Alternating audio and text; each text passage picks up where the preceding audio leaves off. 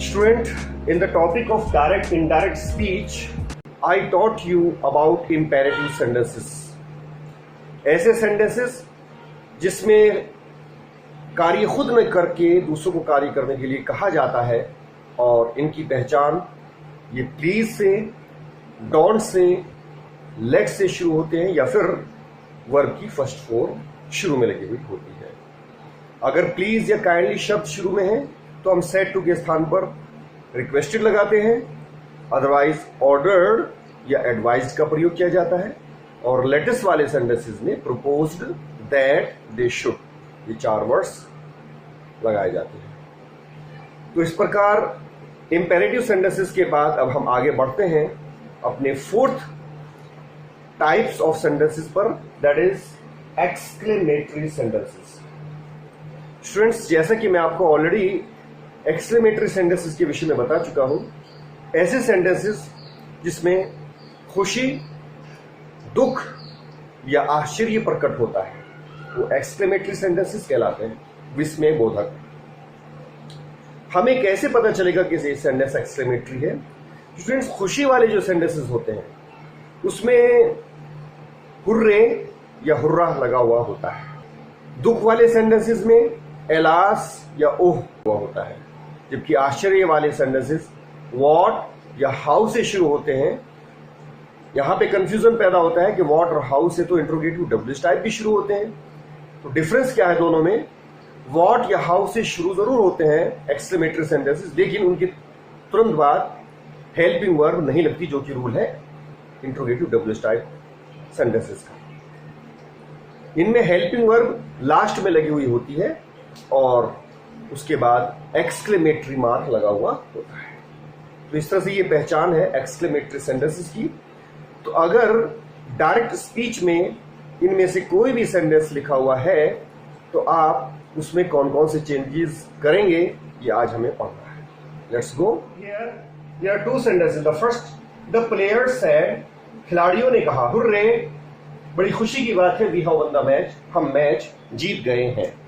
तो हुर्रे से पता चल रहा है कि ये सेंटेंस खुशी को प्रकट कर रहा है। तो ऐसे सेंटेंस में सैड के स्थान पर एक्सक्लेम्ड विद जॉय का प्रयोग किया जाएगा। द प्लेयर्स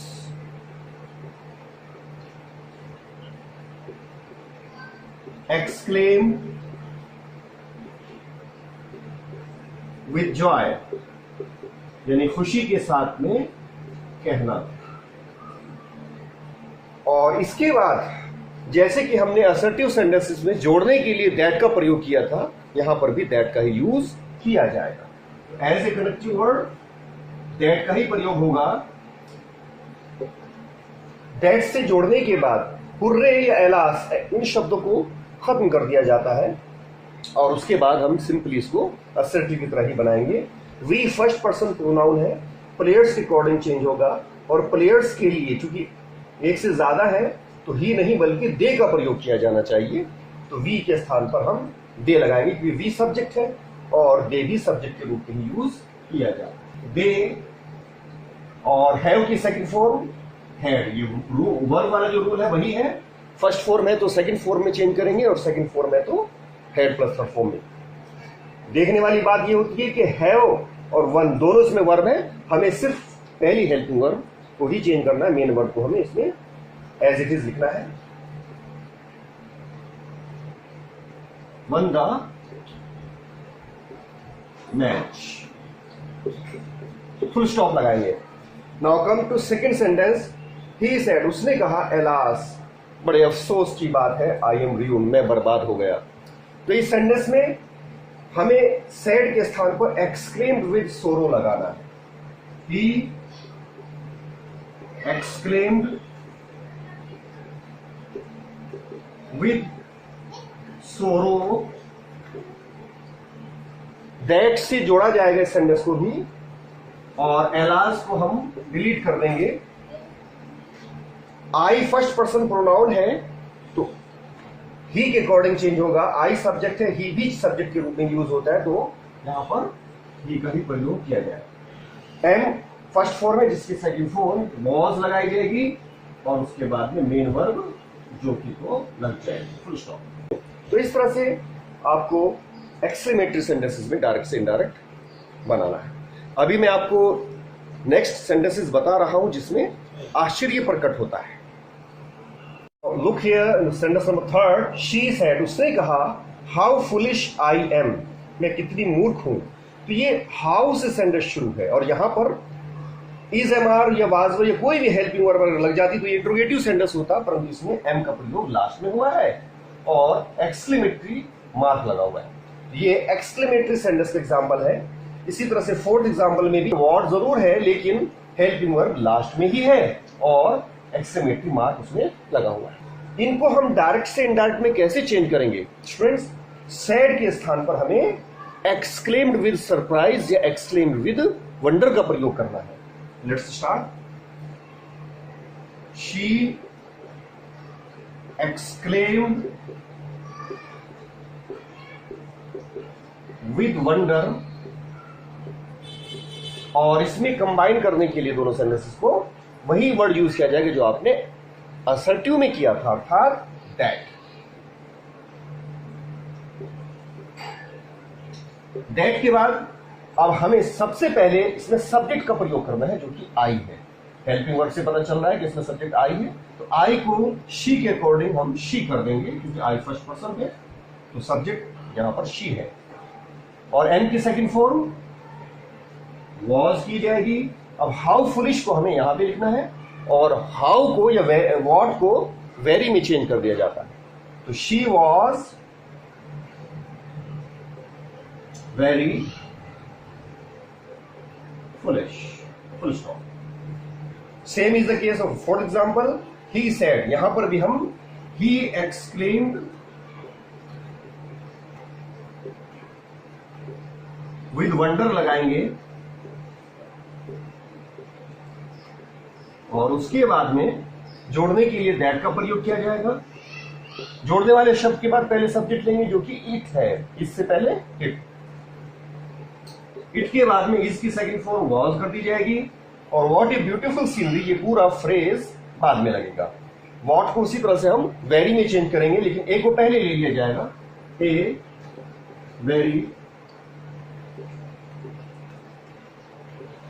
ब्यूटीफुल सीनरी,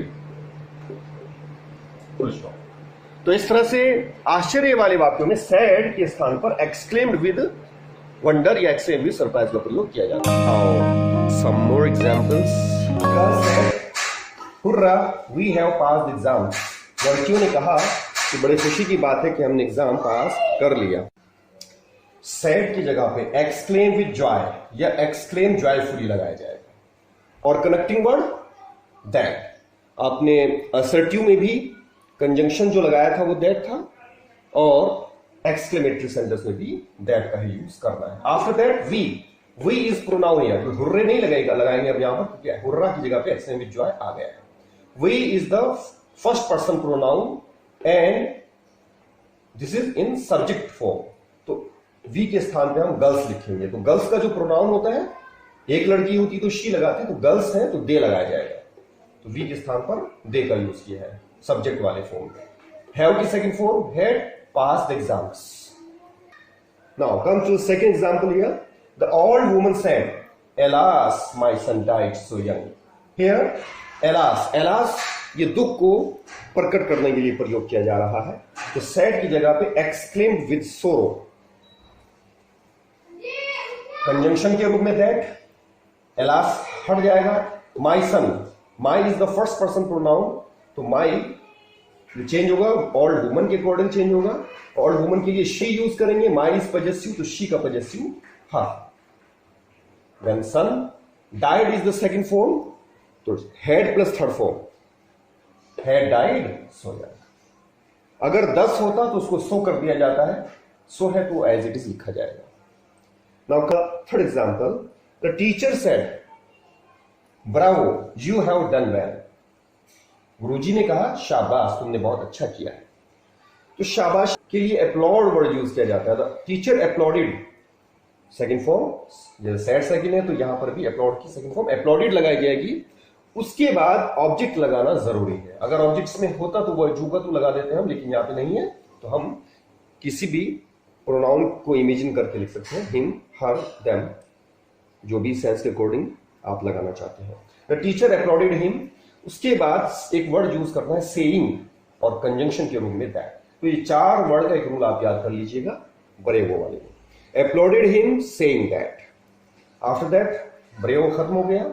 अब यू पर आएगी, यू सेकंड पर्सन प्रोनाउन है, हमने ऑब्जेक्ट के रूप में हिम लगाया है, तो हिम का सब्जेक्ट ही यहां पर पहुंच जाएगा। हैव का head, done, wait. Come to fourth example, the principal said to me congratulations you have top the class. प्रधानाचार्य ने मुझसे कहा बधाई हो तुमने क्लास टॉप की है। तो सेड टू की जगह पे कॉन्ग्रेचुलेशंस ही कॉन्ग्रेचुलेटेड बन जाएगा, और ऑब्जेक्ट इसके बाद भी लगाया जाता है। अगर है तो जोगा तो लगेगा, नहीं है तो आपको लगाना होगा। आफ्टर दैट ये कॉन्ग्रेचुलेशंस तो यहां पर आ गया है। अब you have top the class को हम यहां पे कंजंक्शन के रूप में ऑन लगाएंगे, और यू चूंकि सेकंड पर्सन प्रोनाउन है वो मी के अकॉर्डिंग होगा, और इसको हमें पजेसिव वाले फॉर्म में लेना है। यहां पे हालांकि यू सब्जेक्ट है, लेकिन हमें कॉन्जुलेशन वाले में ऑन के बाद, कंजंक्शन के बाद यहां पे कंजंक्शन ऑन लगाया गया है, हमें पजेसिव वाले रूप में प्रोनाउन लेना है।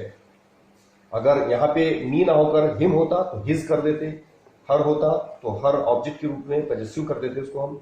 तो माई और वर्ब के अंदर आपको आईएनजी लगानी है।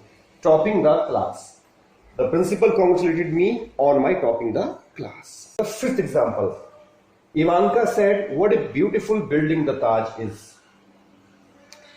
यहां पे सरप्राइज है कि ताजमहल कितनी खूबसूरत बिल्डिंग है, तो इसलिए हमें सेड की जगह पे एक्सक्लेम विद वंडर लगाना है। एक्सक्लेम विद सरप्राइज भी लगा सकते हो, तो इवांका एक्सक्लेम्ड विद वंडर, और दैट से ही जुड़ेगा। दैट से जोड़ने के बाद हम सबसे पहले सब्जेक्ट लगाएंगे। सेंटेंस में सब्जेक्ट लास्ट में है, ये हेल्पिंग वर्ड से पहले, तो द ताज लग जाएगा। इज की सेकंड फॉर्म वॉज कर दी जाएगी। व्हाट या हाउ जो भी यहां पे वर्ड होगा तो उसको हम वेरी में चेंज कर देंगे। तो Taj was a very beautiful building. The sixth example, a little bit similar. The sailor said what storm it is. said को तो उसी तरह से एक्शन विद वंडर लगाएंगे, जोड़ने के लिए दैट का प्रयोग करेंगे, इट का इट और इसका वॉज कर देंगे। व्हाट ए स्टोर्म, व्हाट के स्थान पर यहां ग्रेट स्टोर्म, इस तरह से इसको आप बनाएंगे। यहां वेरी नहीं करेंगे बल्कि great storm. Okay, now come to the last example, good heavens. Good heavens anger को या डिलाइट को एक्सप्रेस करता है। We have reached the peak, हम चोटी पर पहुंच चुके हैं, सेड द माउंटेनियर्स, पर्वतारोहियों ने कहा। तो द माउंटेनियर्स को हम पहले लिखेंगे। ये तो आप जानते हैं कि इन्वर्टेड कोमास वाला क्लॉज अगर पहले है चाहे बाद में है, हमें पहले इसको हमें बाद में ही लिखना होता है। पहले हम जो बोल रहा है उसको लिखेंगे। The mountaineers exclaim with delight लगाया जाएगा, क्योंकि इसमें खुशी प्रतीत हो रही है कि हम चोटी पर पहुंच चुके हैं। इसमें कुछ सेंटेंसेस में नाराजगी वाली बात होगी तो एक्सक्लेम विद एंगर आ जाएगा, और सरप्राइज वाली बात भी हो सकती है तो एक्सक्लेम विद वंडर आ जाएगा। तो ये आपको एक्सप्रेशन के हिसाब से लगाना है। कंबाइन करने के लिए दैट का यूज किया है। वी को उसी तरह से आपने यहाँ पे माउंटेनियर्स के अकॉर्डिंग दे कर दिया। हैव की second form had, reach the peak. Good gracious में मोस्टली उसमें एक्सक्लेम विद वंडर लगाया जाता है, तो इस तरह से ये एक्सप्रेशंस होते हैं। तो these were the exclamatory sentences. Now I shall give you the exercise, you have to do that exercise and send me on my individual WhatsApp number. Okay, enjoy your day. All the best.